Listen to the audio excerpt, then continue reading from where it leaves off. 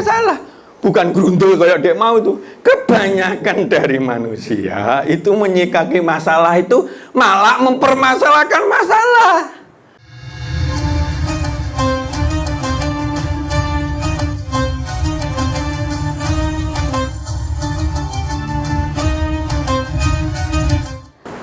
Assalamualaikum warahmatullahi wabarakatuh.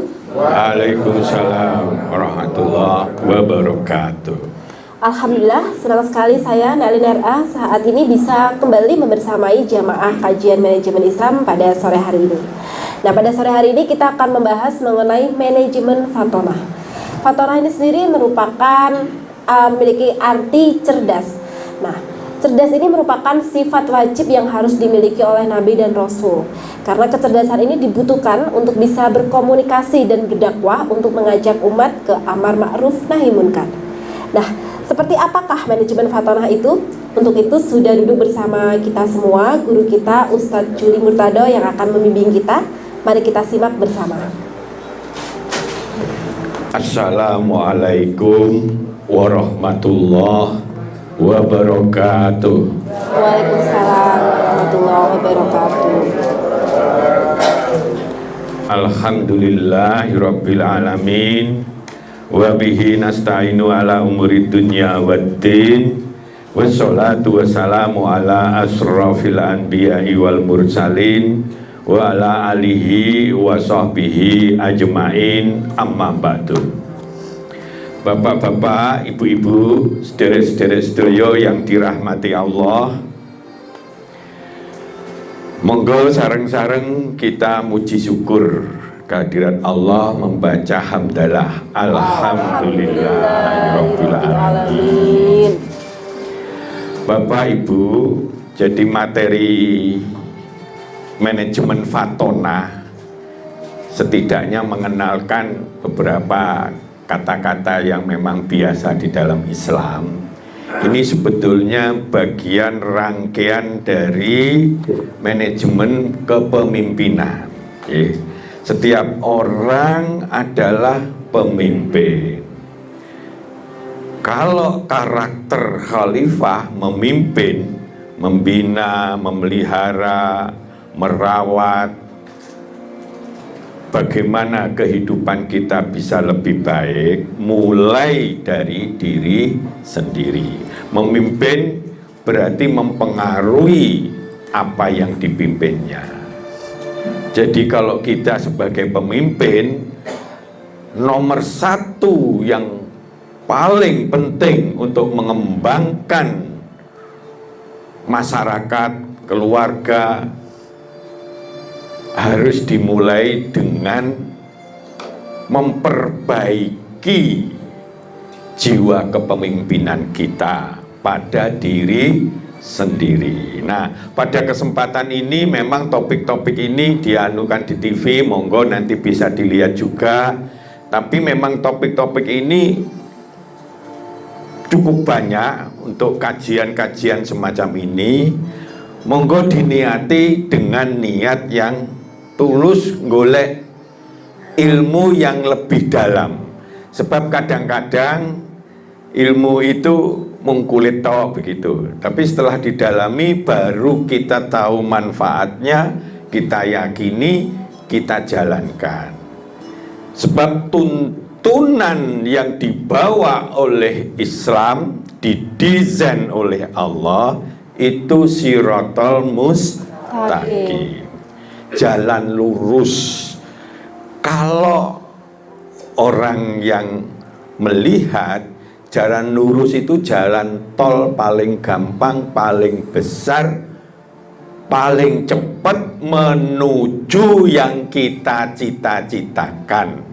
Versi Allah, cita-cita yang kita harapkan itu bagaimana kita bisa menjadi hamba Allah yang mengabdi, menyembah Allah. Itu kalau terhadap Allah, dan kita bisa menjadi khalifah fil ardi, muka bumi. Ujung yang kita harapkan menjadi rahmatalil alamin. Dari proses kehidupan itulah kita berharap mendapat nilai yang namanya nilai kenikmatan dalam kehidupan kita, nilai kesuksesan, nilai bahagia, nilai hasanah dunia maupun akhirat. Itu kan yang paling kita harapkan. Banyak orang kaya raya tapi belum tentu bahagia. Ujung-ujungnya terus kecangkep PTK dan seterusnya.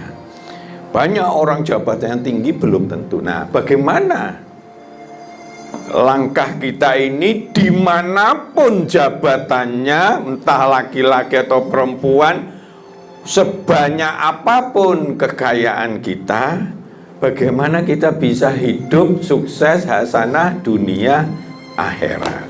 Itu yang dicari. Bahkan akhirat itu jauh lebih baik bandingannya satu tetes air dengan seluruh samudra, nggak ada batasannya. Bagaimana tidak? Wong di surga itu segala sesuatu Allah bisa kita lihat. Padahal orang sufi sering yang dicari bukan surga, lebih hebat lagi Allah lu kayak apa sih gitu loh. Ya, yang menciptakan segala macam ini dengan kun fayakun. Begitu mudahnya. Nah, karena Allah itu maha sempurna, maka tuntunannya juga sempurna. Kitalah yang memahaminya yang belum sempurna. Maka kita sempurnakan terus sambil Allah akan membuktikan satu persatu tentang apa yang dituntunkannya. Misalkan masalah laut, ada yang terpisah, terus kemudian gunung-gunung itu berjalan dan sebagainya. Dalam ilmu proses sejarah memang terjadi perubahan-perubahan yang seperti berjalan seperti itu, sehingga yang dulu mungkin jadi satu, Sulawesi, Kalimantan, sekarang misah, misalnya seperti itu. Nah, ini bergerak dan seterusnya. Jadi demikian yang kita harapkan. Maka ayo kita, di mana umat Islam ini sudah di zaman global ini, sudah dijawab oleh Allah. Pakailah tuntunan yang oleh Allah didok itu sudah sempurna, yang dibawa oleh Rasul paripurna, yang sudah akhlaknya sudah sempurna dan membawa kebaikan yang paling baik kepada kita. Maka ayo kita semangat mempelajari ini dengan serius.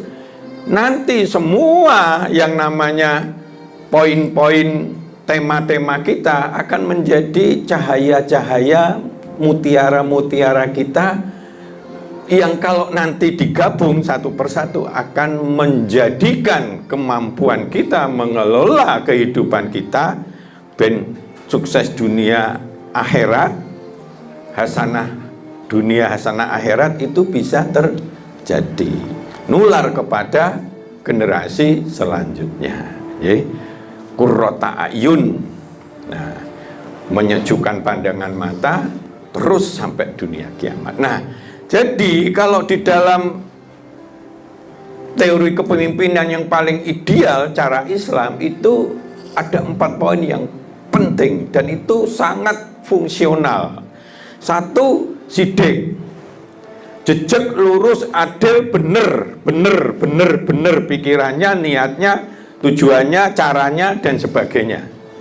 Pokoknya itu pondasi awal. Kalau ininya sudah nggak bener, mbok yao semangat luar biasa, tapi mentalnya pengen dendam, misalkan akhirnya dia semangat tapi untuk bunuh orang, untuk melampiaskan dendam.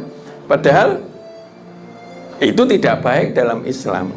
Ngaten contohnya Jadi semua kerangka kehidupan kita awalilah dengan sidik, bahwa ini memang benar, yang tak lakon itu benar. Nah,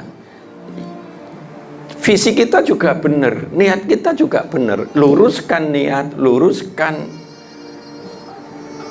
action kita, dan luruskan cita-cita kita. Kasarannya seperti itu. Kemudian yang kedua, pemimpin yang betul-betul ideal itu amanah, dapat dipercaya. Dia merasa saya sudah menerima dengan tulus ikhlas tugas suci yang diembankan kepada kita, amanah. Kalau kepada Allah kita sebagai makhluk yang menyembah Allah, mengabdi Allah, kepada seluruh manusia, kepada alam semesta, kita adalah makhluk yang harus menjadi khalifah, harus menjadi pemimpin. Jadi, monggo Pak Budi di sini juga ada ibu-ibu. Nah, jadi seperti itu. Nah, yang jadi problem, sudah nggak kita sidik, sudah nggak kita amanah. Nah, sebab amanah itu dalam tuntunan Islam wajib ditunaikan, tuntas yang terbaik. Maka kita akan cari sana-sini-sini untuk belajar dalam rangka menuntaskan amanah tugas suci yang mulia ini. Kalau mati dalam amanah, insya Allah itu syahid. Ya, insya Allah gitu. Nah, kemudian yang ketiga, tabligh. Nanti dalam waktu 2 atau 3 kali ke depan itu akan ada tabligh. Tabligh itu bahwa persoalan paling utama di dalam kehidupan ini persoalan pengembangan SDM. SDM harus diberikan wawasan yang benar. Maka tabligh itu awalnya adalah bagaimana menyampaikan tuntunan-tuntunan yang disampaikan oleh Allah dengan benar, dengan penuh keteladanan kepada seluruh umat manusia. Karena Islam yang dibawa Rasul itu diuntukkan untuk seluruh umat manusia. Nah, di dalam kerangka manajemen itu tidak hanya menyampaikan, Rasul menyampaikan, memberikan contoh. Kalau ada yang tidak jelas dikasih solusi-solusi. Akhirnya itu terjadilah pengkaderan umat Islam, sehingga umat Islam ini menjadi berkualitas.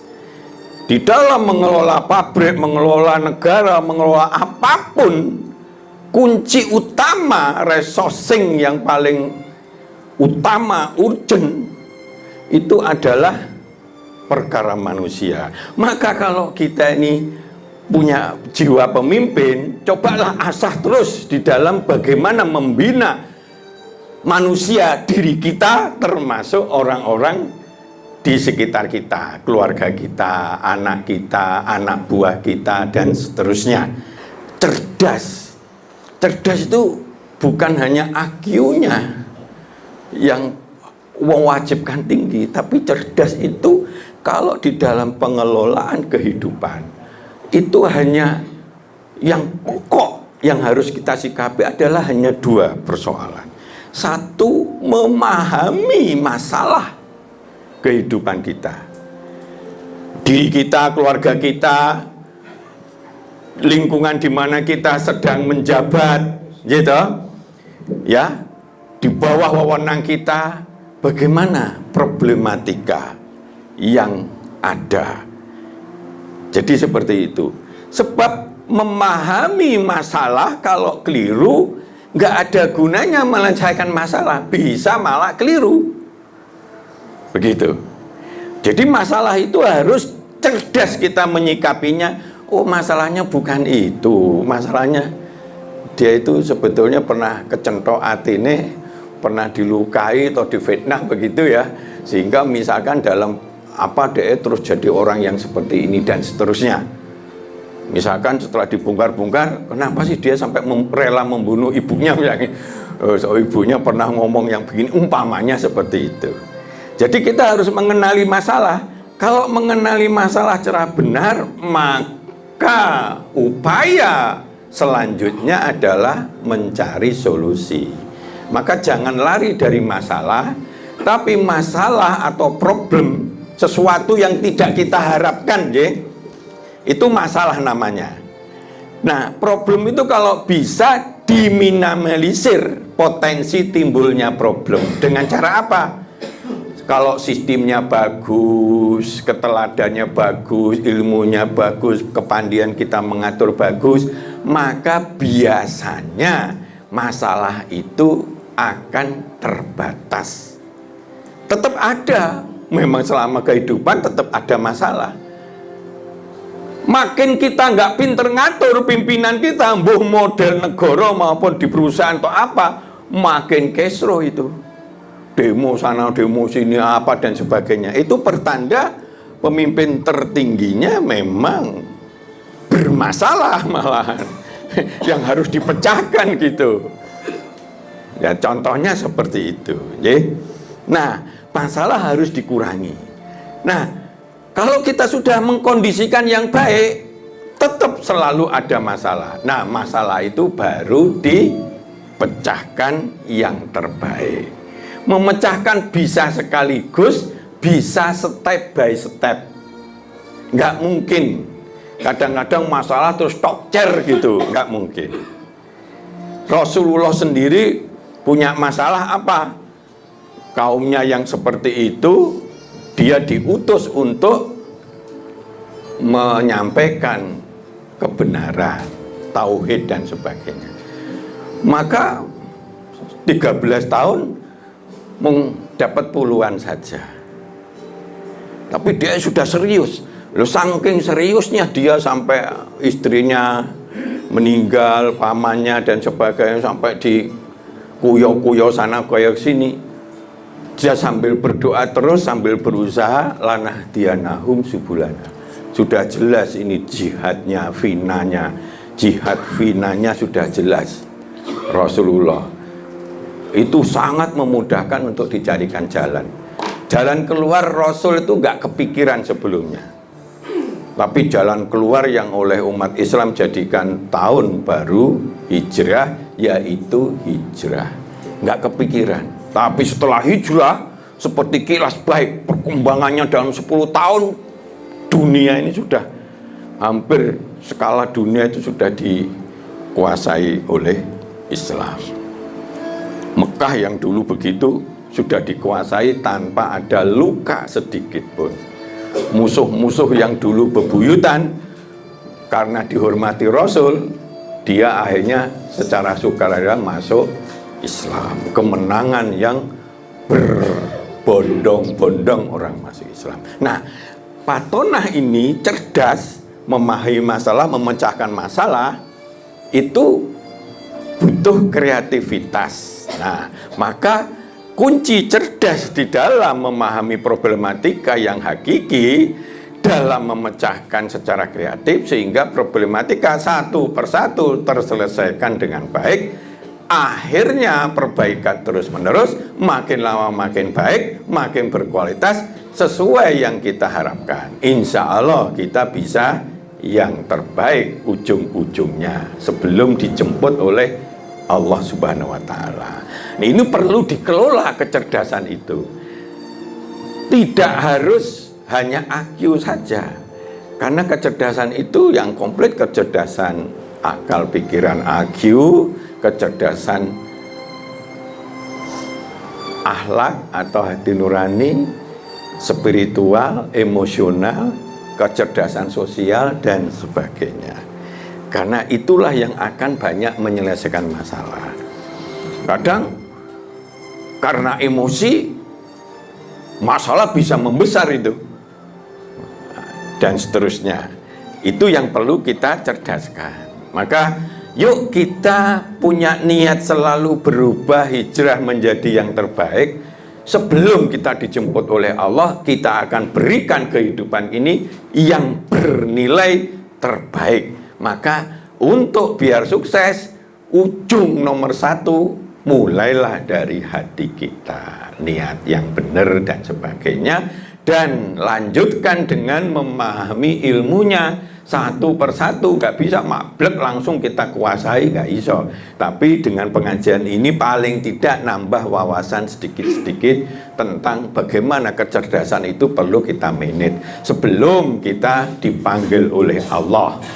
Maka salah satu indikasi di dalam hadis itu, orang yang cerdas salah satunya itu orang yang sering merenungi masalah kematian.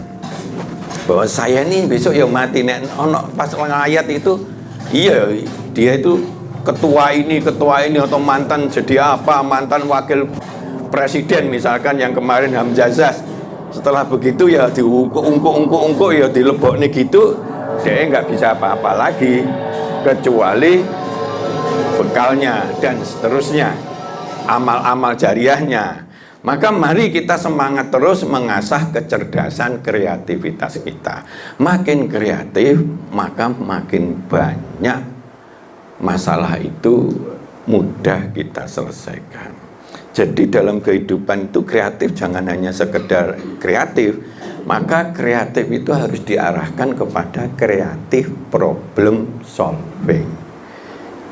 Apa itu? Kecerdasan kreativitas kita dalam rangka untuk memecahkan permasalahan kita. Kita itu diri sendiri, keluarga kita, lingkungan kita dan sebagainya, termasuk umat kita, termasuk negara kita, karena kita menjadi pejabat tertinggi di dunia, yaitu Khalifah Fir'aun. Jadi seperti itu. Nah, ini kebanyakan orang seperti ini. Iki rusak iki Pak. So nah selesai dan nonong gak ngecewa nih penumpang. Kan gak ada salah. Bukan grundul kayak dia mau tuh. Kebanyakan dari manusia itu menyikapi masalah itu malah mempermasalahkan masalah. Ya gak pecah masalah dipermasalahkan, gerundul protes sana protes ini, gak selesai. Sekarang masalah dipahami, selesaikan masalah itu, gitu. Kalau itu punya orang lain gak apa-apa, kita membantu sedekah gitu ya. Baik pemirsa, jadi kita tadi sudah melihat beberapa tayangan yang berikan contoh bahwa sebenarnya kecerdasan itu penting untuk menyelesaikan persoalan-persoalan dalam hidup. Dan kita akan kembali belajar mengenai manajemen Fatona ini, tapi kita harus jeda dulu dengan iklan pariwara berikut ini.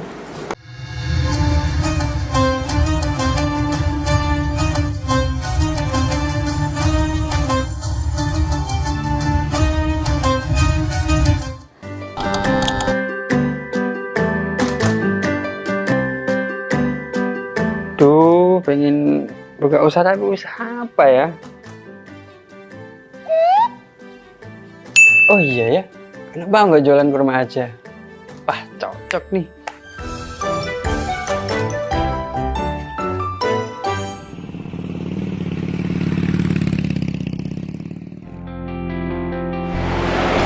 Mas, selamat datang Mas.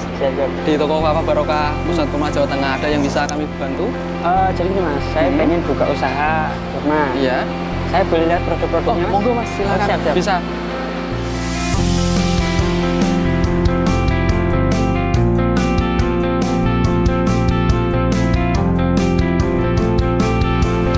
Assalamualaikum warahmatullahi wabarakatuh. Selamat datang saudara-saudara sekalian di toko Kafah Barokah.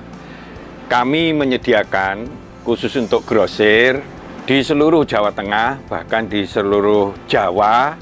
Kita berusaha untuk membuat bagaimana kebutuhan tentang oleh-oleh dan perlengkapan haji bisa terpenuhi dengan murah, berkualitas, dan lengkap. Kita punya ada 3 kontainer, kemudian di cool room ini dinginnya sekitar 10, semuanya dari import langsung kita simpan sehingga kita bisa menyajikan produk kita ini dengan berkualitas. Ke depan kita bisa mengembangkan terus, bahkan nanti kita akan berusaha untuk import sendiri. Mudah-mudahan ada manfaatnya. Assalamualaikum warahmatullahi wabarakatuh.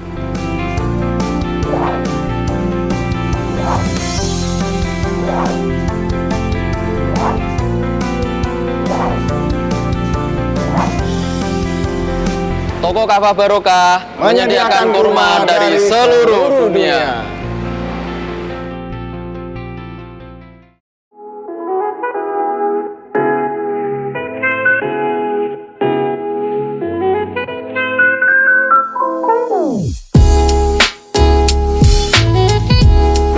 Iki Mas, iki warung sing tak maksud, warung kerang pol enak sak Kabupaten Pati. Apa iya? Iya, iki lho, bojoku ku ra doyan mangan ngantek kurune ngene. Nah mangane kene ku ra gelem mandeg. Ayo jajal yo. Oke. Yo. Warung Kerang WK Kaliampo, surganya penggemar seafood. Lokasi luas, full musik, free wifi. Selain seafood, menu lain juga ada loh, super komplit.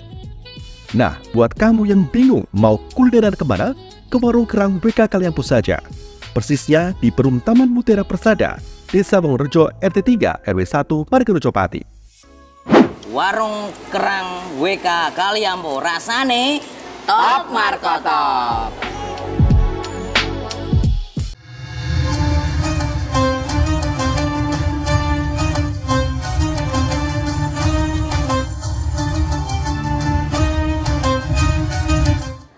Oke, baik pemirsa kajian manajemen Islam, kita akan sambung kembali kajian kita mengenai manajemen Fatona. Mari kita simak bersama. Baik, kita lanjutkan bahwa Fatona itu orang yang cerdas dalam memahami permasalahan dan memecahkannya. Dia biasanya punya hikmah, makin tinggi hikmahnya, itu salah satu di Quran, caranya dia senang sedekah, senang memberi. Maka dia akan diberi oleh Allah. Salah satu kelebihannya adalah al-hikmah. Al-hikmah itu kemampuan dia untuk pandai membaca permasalahan kehidupan ini, apa saja, masalah keluarga, ekonomi, masalah bisnis, masalah mengatur macam-macam, dan dia punya kemampuan untuk mencari solusi-solusi jitunya. Jadi seperti itu. Kayak misalkan siapa namanya yang menemu lampu itu, dia hanya punya keyakinan walaupun tidak Islam bahwa Tuhan pasti memiliki bahan yang bisa untuk ini, listrik, ya toh. Akhirnya Edison habis-habisan entek, terus dikuyo-kuyo tapi dia nemu wolfram, ya, logam yang memang awet. Nah, kalau kita lihat kita lihat Allah itu kan maha sempurna. Di dalam urusan kreativitas itu gabungan antara ya kholek sama ya badi sama ya musawir. Musawir itu membentuk rupa sehingga kita hidungnya dan sebagainya kok ganteng, ayu dan sebagainya gitu. Ya, makhluk-makhluk seperti itu. Terus ya badi itu keindahan ya. Kholek itu menciptakan segala sesuatu yang baru dan sebagainya. Itu gabungan bahwa Allah itu maha kreatif. Allah memberi warna dasarnya cuma 3, biru, merah, kuning. Nah, bagi orang yang kreatif, jago ngecat, jago ngelukis, kayak Effendi, lukisannya dijual sampai miliaran itu, ya tak? Nah, sebagainya. Dengan melukis warna-warna ini kan nggak pernah ada, besok pelukis nggak payu lagi. Kenapa? Kreativitasnya juga nggak ada bisa lagi, nggak bisa Pak. Walaupun warna dasarnya mung kuning, biru, merah, tapi bisa jadi putih, bayang no. Aneh toh itu, bisa jadi putih. Pelangi itu kalau diputar dengan derajat tertentu, jumlahnya diputar itu jadi putih, oplosan seperti itu. Dan seterusnya. Yang semula 3 jadi tanpa batas. Itulah yang namanya kreativitas. Makin kreatif orang, makin banyak cara seni atau apapun yang dia bisa mewujudkan sesuatu itu. Cuma kreativitas tok nggak ada gunanya. Harus diarahkan untuk memecahkan masalah. Perkara memecahkan itu golek duit ben akeh tapi halal, memecahkan masalah ben anak kita bisa maju tapi berakhlak, memecahkan masalah ben pabrik sing rugi jadi untung, pemecahan masalah ben masjid elek jadi bagus gitu ya Pak ya, dan seterusnya. Permasalahan-masalah kalau jamaah sing mimpin jamaah mung 1 atau 2 sih akhirnya bingung dan sebagainya. Sekarang sing mimpin jamaah ya wakil itu termasuk yang lain. Nah, masuk Pak Lili iki wis ono apa gak ono apa jamaah Pak Farid dan sebagainya. Itu seperti itu. Kita mau di belakang aja, kalau wis gak ono blas ya kita kon maju gitu. Sebetulnya hakikatnya seperti itu. Karena biar masjid itu bisa mandiri, sing adan aja dhisik yang namanya Pak Tarjo suarane welek, saiki suarane wis enak dirungokne kula subuh gitu ya kan, apalagi bapak kita ini. Nah, contoh seperti itu. Nah, kecerdasan itu harus kombinasi antara IQ, akal pikiran, emosional, spiritual, dan sosial. Terutama ada kecerdasan lagi, asertif dan seterusnya. Tapi yang paling penting ini, sosial itu kecerdasan kita berhubungan dengan yang lain. Nah, mau kalau kita kasar katanya di tuntunan Islam, kuasa, tukang memfitnah, menyakiti, maka orang dolari kita sama kita misalnya begitu. Tapi kalau kita arif bijaksana dengan halus dan sebagainya, orang akan bisa disatukan dan sebagainya dan sebagainya. Jadi Banyak masalah timbul dari pemikiran yang salah, dari emosional yang tidak terkendali, dari spiritual yang nggak karu-karuan. Misalkan dia itu nyolong, begitu dia begitu terus ngentet, akhirnya dia dikeluarin golek kerjaan angel, contohnya seperti itu.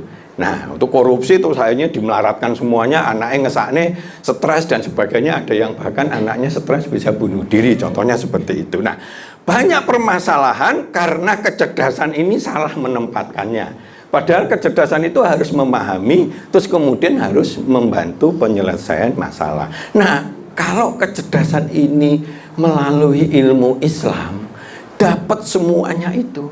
Karena Islam itu akal sehat yang dipakai, emosi yang terkendali yang dipakai, spiritual yang dalam semuanya untuk Allah, ikhlas dan sebagainya yang dipakai.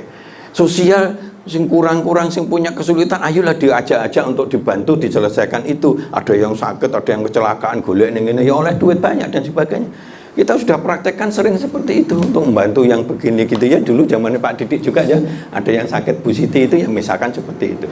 Kita golek itu ya iso hasilnya itu, contohnya seperti itu. Nah, karena itu yang menjadi makna cobalah berfatonahlah untuk memimpin diri kita biar cerdas untuk memahami permasalahan kehidupan, membacakan secara kreatif demi kemaslahatan kehidupan kita yang lebih baik, diri kita maupun orang lain maupun keluarga kita, seperti itu. Ini contoh-contoh ayat ya. Nah, orang yang beriman, nah misalkan ini alladzina amanu wa tatma'innu qulubuhum bi dzikrillah, ala bi dzikrillah tatma'innul qulub. Orang yang beriman hati mereka menjadi tentram mengingat Allah, maka hanya mengingat Allah selalu tentram. Orang yang tentram biasanya emosinya terkendali atau meluap-luap? Terkendali. Hanya perkara emosi yang terkendali tadi le, masalah bisa mapas itu. Wono ngamuk-ngamuk, bujune ngamuk-ngamuk, terus ya sudahlah, maaf kalau memang ada yang salah, mapas. Terus saya enggak apa gembrong-gembrongan piring, sitok genti emosi, wah akhirnya pegatan dan seterusnya, geger lagi dan seterusnya. Jadi seperti itu. Jadi pertama masalah itu jangan dikembang-kembangkan sehingga perlu. Masalah itu sudah banyak, pasti toh kita punya keinginan masalah, kita pengen ini, sekala anaknya pengen jadi dokter, jadi masalah kan, masalah biaya dan seterusnya. Jadi masalah itu bisa berkembang. Karena itu yang tidak seharusnya timbul masalah kurang ono. Itu sudah menyelesaikan masalah enggak itu? Iya toh Pak?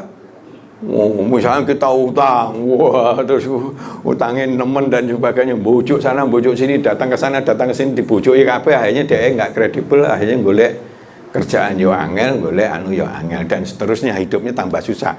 Nah ini contohnya lagi, kitab kami turunkan kepada kamu Muhammad yang penuh berkah, supaya mereka menghayati ayat-ayatnya dan orang yang berakal sehat akan mendapat pelajaran. Ini Islam menganjurkan ilmu sing mentok, hak yang tidak bisa dirubah-rubah kalau kita belum paham karena memang kita masih bodoh atau belum memahami, yaitu kitab Quran. Karena semua nanti pasti terbukti.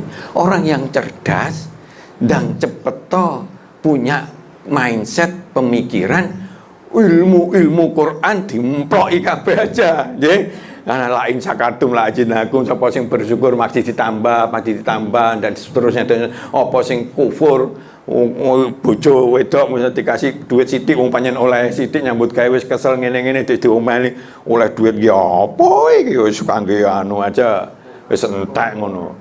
Wis kesel-kesel bojone sing lanang mulai diomoli apa enggak gitu. Lah kalau tidak cerdas kita kurang ajar, bodoh dan sebagainya, geger, perang dunia terjadi itu kan ya. Nah, contohnya seperti itu.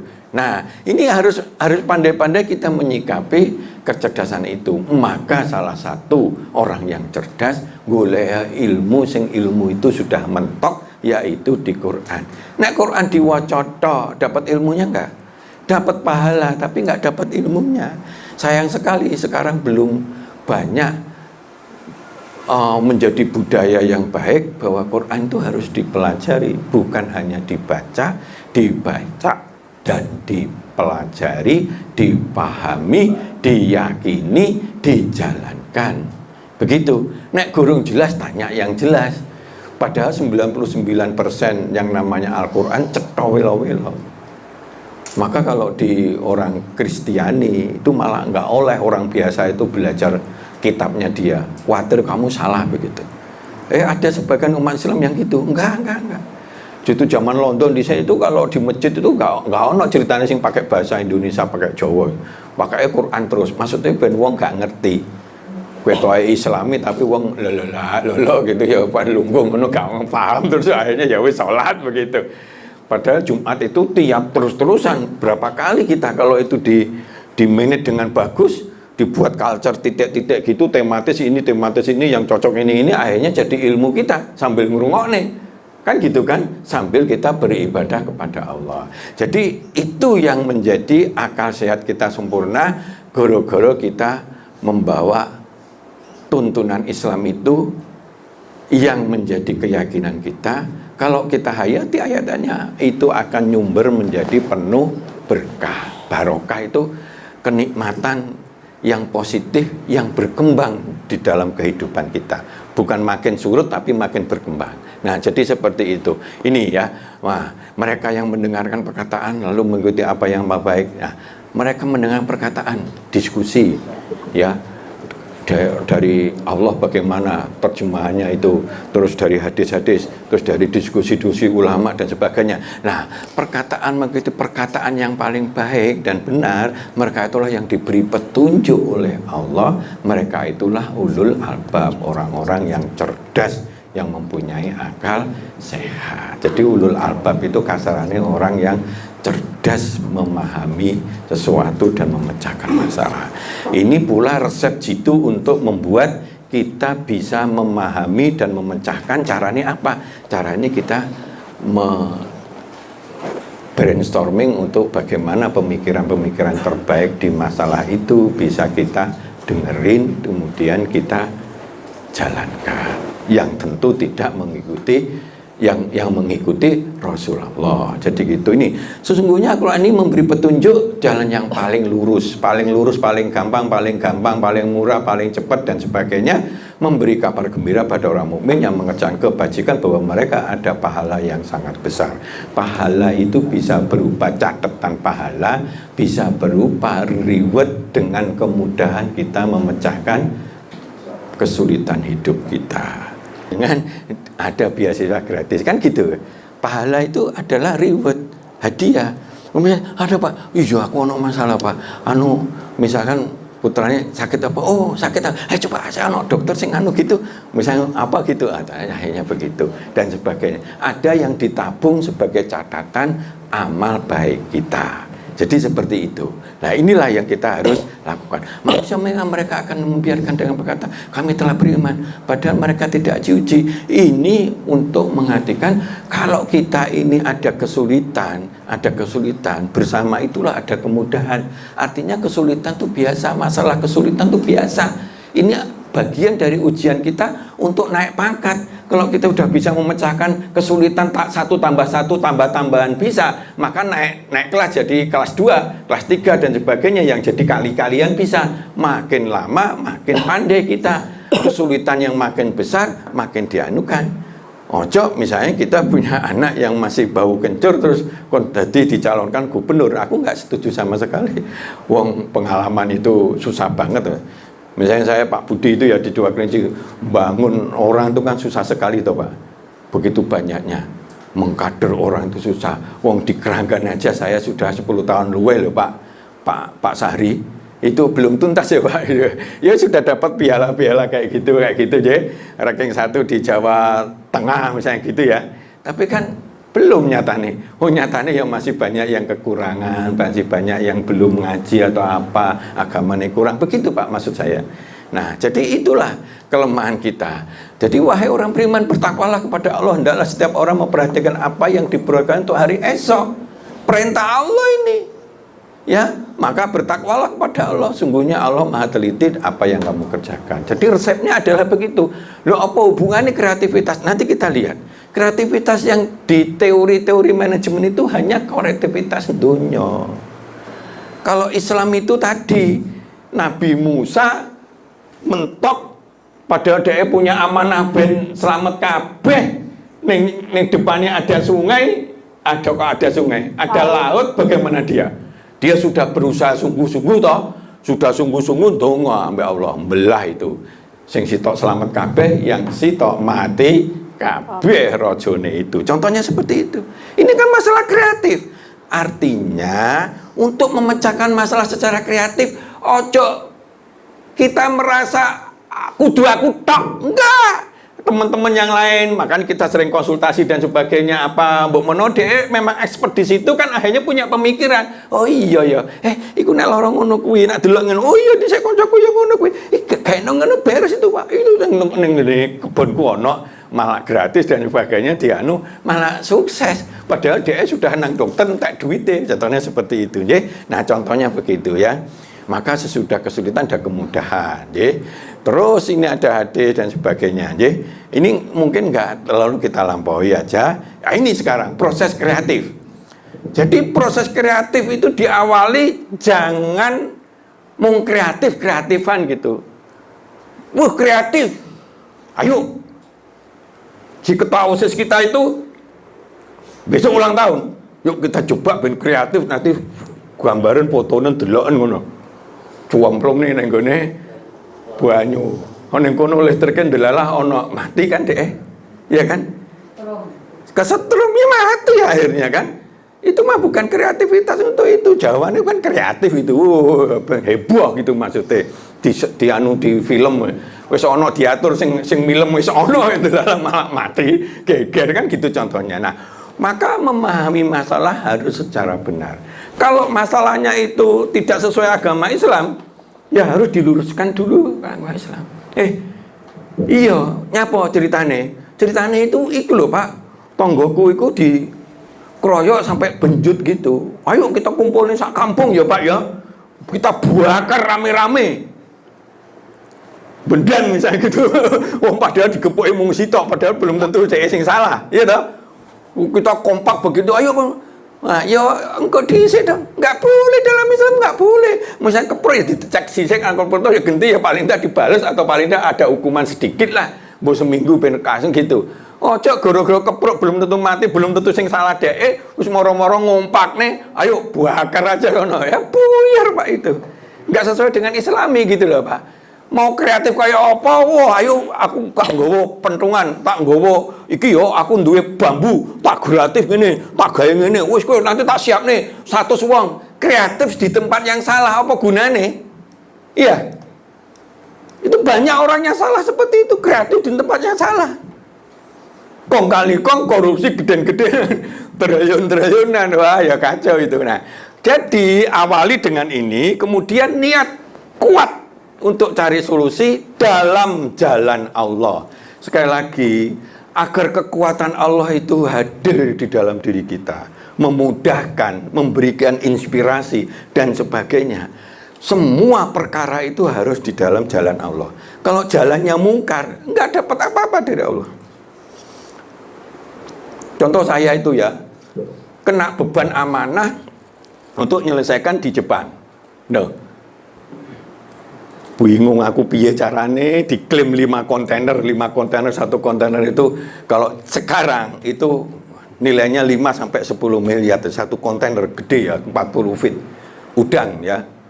Besar, kalau 5 kontainer gue jebol matilah pabriknya. Nek pabrik mati anak buah kan PHK dan sebagainya. Nah, amanah itu gitu akhirnya ngontur bibir akhirnya wah di sana diwamuk jedal ya saya sabar. Saya ini diperintah untuk ini loh kontainer ini. Padahal itu skenario kita pribadi cuma ngomong sana ngomongin ke situ. Akhirnya dimasukkan ke korum, ke storage. Ternyata digoleki 3 tempat gak ono yang namanya kontainer itu, alias barang belum datang dia wis komplain. Kenapa? Karena rugi, lagi harganya jatuh dan sebagainya. Jepang yang semula itu saya percaya dia itu wong apik-apik bareng ndelok kasus itu sendiri, malah lah ternyata podo ae ning ndi ya ana wong bleto gitu loh Pak. Jadi seperti itu. Itu saya bersyukur sekali ada inspirasi cemlong begitu. Ya golekno ada fact, ada tunjuk nih kontainernya mana aja, ditutuhnya nanti tutuhnya kita pura-pura begitu. Ini contohnya seperti itu. Jadi ada banyak hal di dalam memecahkan masalah itu. Kalau connect sama Allah, mbok ya connect sama Allah. Dengan semakin suci kita, jangan gak karepe dhewe dolan banyak dosa dan sebagainya, mbok ya connect sama Allah. Nah ini cari solusi saya, cari informasi yang komplit. Dengan brainstorming, dengan diskusi, dengan cari-cari data dan sebagainya, kemudian olah informasi secara lengkap, cari solusi alternatif. Pilihannya ini gitu loh Pak. Terus yang dari pilihan itu digodok lagi, cari solusi paling kreatif yang terbaik. Ini pun belum tentu tuntas. Maka langsung dikerjakan, dievaluasi lagi proses ke depan. Jadi banyak masalah, kalau masalah makin besar nggak bisa tuntas sekaligus, nggak bisa. Maka prosesnya harus bertahap tadi, cari informasi sebanyak mungkin dan sebagainya. Oh ini kasusnya masalah ini, kasusnya masalah ini, kasusnya masalah ini, dan seterusnya. Ini proses kreatif itu begitu. Sehingga permasalahan kehidupan ini banyak hal itu bisa dapat solusi. Yang penting kita ini. Nah, kiat-kiat mengembangkan kreativitas untuk mendapatkan solusi yang terbaik. ATM ya umum ya loh, amati, tiru, modifikasi. Ini wong Jepang paling pinter dhisik gitu ya. Beda mobil dan sebagainya sudah makin indah, makin nyaman, makin enteng, murahnya setengah mati. Regone separuhnya rego Amerika. Akhirnya mobil Amerika nggak payu, hanya di sana tok, mobil Jepang merajai Indonesia misalnya gitu, atau Asia dan seterusnya. Amati, tiru, modifikasi, amati, tiru, modifikasi. Kalau mau bisnis juga gitu. Ojo panu nek ono sate, nunggu aku ono sate sing tengahnya mungkin tak gawe udang, mau tak gawe apa dan seterusnya dan seterusnya. Nah, ini kelebihan-kelebihan harus kita lihat. Kemudian banyak hal yang kalau hubungannya dengan teknik terutama, gabunglah itu. Sing sana kita lihat sana, oh sana digabung sini jadi enak. Warna itu kalau di ini jadi enak. Oploslah semua. Gantilah. Kalau misalnya di snack itu gantilah dengan bahan yang lebih murah sehingga dia bisa bersaing. Kalau bahannya masih gula asli misalnya begitu, cobalah dan seterusnya. Nah, tambahlah. Kalau mau mengembangkan ya omsetnya ditambah dan seterusnya. Kurangilah kalau itu memang perlu dikurangi, bagilah, kalilah, manfaatkanlah yang bekas-bekas itu. Nah, timingnya harus diatur yang benar. Ini akan membuat kreativitas. Ini sebetulnya contohnya banyak, cuma waktunya kan mepet. Paling tidak itulah proses berpikir mengembangkan itu. Bisa digabung, bisa dioplos, bisa diganti, bisa ditambah dan sebagainya. Bisa digaeng ini kayak mobil sekarang itu anunya pelek di depan dan sebagainya sudah nggak besi lagi itu Pak, kan gampang, cetor gitu rusak, diganti murah kan itu kan, contohnya seperti itu, hanya dengan fiber dan seterusnya. Jadi modelnya seperti itu. Pesawat terbang juga begitu, banyak sekali, ben murah begitu, HP juga begitu dan seterusnya. Nah, kemudian salah satu kiat mengembangkan kita, punyailah niat baik karena Allah akan membimbing kita. Punyailah niat ikhlas ditujukan Allah semata, ojo pamer, ojo kemelindi, ojo sombong. Nanti akan menutupi jalan keluar yang oleh Allah diberikan. Berjihadlah sungguh-sungguh. Maka kalau sungguh-sungguh di jalan Allah, lanahdianahum subulana, maka akan diberikan jalan-jalan oleh Allah berupa inspirasi dari tonggo, dari teman, dari mana dan sebagainya. Kan pernah ada orang itu begitu datang dan sebagainya, loro gini-gini, nah kebonku ada itu, coba pakai itu. Ternyata gratisan digawakne akeh, loro sing habis duitnya goro-goro loro itu ternyata sembuh dari kebone dewe, contohnya seperti itu. Nah, jadi seperti itu ya, doa, tawakal terus. Kemudian cara mengembangkan kreativitas lagi apa? Rencanakan dengan yang terbaik, action yang terbaik, evaluasi, perbaikan berkelanjutan step by step. Artinya gini, di dalam masalah yang berat, misalkan anak buling setengah mati itu apa, atau konflik keluarga atau bisnis atau perekonomian, itu nggak bisa selesai satu tahap. Maka gunakan pola manajemen, plan to check action, step by step, sambil kita evaluasi. Jadi, lakukan studi banding ke sana ke sini. Ya tentu nek studi banding ojo di bawah kita. kita tokonya gede kayak kafah ngono, jenengan studi banding terus nanggone di bawah, ojo di atasnya harusnya, sehingga dapat sesuatu yang baru lagi dan seterusnya. Silaturahim, diskusi kepada orang-orang yang memang berkaitan, yang expert dari agama maupun di bidangnya masing-masing, konsultasi, lihat-lihat pameran. Orang-orang Cina itu sering kemana-mana, pameran sak donya didatangi. Dapat satu inspirasi aja, ini cocok ya untuk bisnis di Indonesia ini. Ketoke ngono. Dapat satu aja dia sudah beruntung. Ojo golek akeh. Si tok aja ada inspirasi, oh neng Indonesia ini bisa itu. Koyoke produk ini, rasa ini, snack ini dan sebagainya, seperti itu. Perusahaan-perusahaan yang gede-gede, Mayora dan sebagainya, semua pameran yang besar itu didatangi. Kalau di Eropa itu yang paling besar di Jerman. Saya pernah datang tuh, luas banget. Kalau di Cina itu salah satunya di Guangzhou, saya juga pernah. Itu. Terus kemudian di Singapura itu juga gede, ya. Di Indonesia juga banyak, itu di JIEC itu, ya. Contoh seperti itu. Dari situ akan terdapat informasi, masukan, banyak masukan kemudian kita oleh. Kemudian salah satunya brainstorming bisa, ayo banyak ini, opo idene kabeh dituampung banyak dan sebagainya. Bisa juga dia bikin hadiah. Siapa yang mau memasukkan tentang Sony ini, apalagi yang membuat Sony bisa laris dan sebagainya. Oh, ditambahi musik, ditambahi ini, tambahi foto dan sebagainya. Akhirnya dapat hadiah sing pemenangnya itu. Tapi dia dapat inspirasi. Itu namanya brainstorming ya. Badai otak. Cari data, cari info sebanyak mungkin, pembanding dari pemerintah, dari apa, dari kalangan pesaing-pesaing kita dan sebagainya, dan survei. Dan yang paling penting, yang ini sering jarang dilakukan orang, lakukan penelitian intensif. Masalahnya apa? Terus cara solusinya enaknya piye? Ya. Kalau dulu misalkan kayak kacang, udah mau rugi itu, malah seminggu ada yang pas nggak bayar itu, duit entek. Pas awal-awal gitu. Ternyata saya usulkan itu, ekspor sama lokal itu KCE banyak sekali. Padahal di luar negeri itu nggak butuh ekspor, nggak butuh lokal, butuh medium. Biji 3, biji 1 masuk gitu ya. Itu jadi medium mutunya. Itu harganya bisa murah, karena itu 20% bisa ngangkat di medium. Kita usulkan gitu, diskusi panjang itu, saya nggak setuju. Coba aja Pak, satu kontainer ternyata laris. Mungkin Pak Budi pernah tahu itu ya, sehingga puluhan kontainer bisa menyelamatkan 2 kelinci. 2 kelinci juga pernah mau ambruk juga, ngono ya. Jadi seperti itu. Nah ini hasil penelitian dan sebagainya. Itu banyak sekali hasil penelitian. Ini yang bagus nih apa sih, yang laris apa sih?